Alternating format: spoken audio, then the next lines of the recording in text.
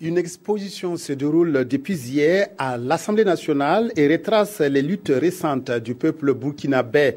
Des images de l'insurrection populaire et de la tentative du coup d'État sont montrées au grand public.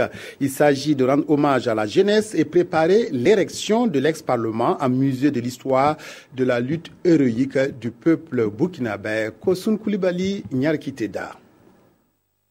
Arrêt sur image à l'Assemblée nationale.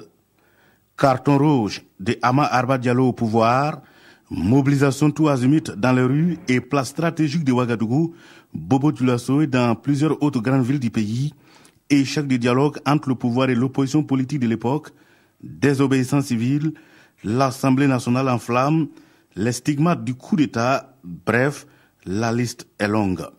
Ces images donnent et donneront encore de l'émotion tant elles sont toujours vives et rappelle les luttes historiques et héroïques du peuple burkinabé les 30 et 31 octobre 2014 et 17 septembre 2015 pour sa liberté et son indépendance totale.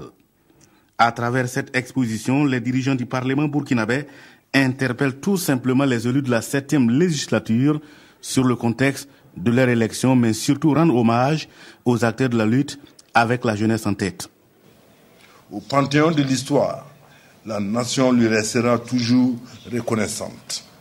Au demeurant, la représentation nationale, de concert avec le mouvement citoyen, a décidé de transformer l'ancien site de l'Assemblée nationale en musée de l'histoire de la lutte héroïque de notre peuple. Cette assemblée devenue des ruines sera donc désormais un musée pour garder cette leçon donnée par la jeunesse, mais aussi pour rappeler aux dirigeants que la voix du peuple compte beaucoup dans la gestion du pouvoir. Le président de l'Assemblée nationale tient au projet, car pour Salif Diallo, mémoriser ces différentes luttes en exposant les temps forts dans ce désormais futur musée traduit à jamais la fierté de tout un peuple.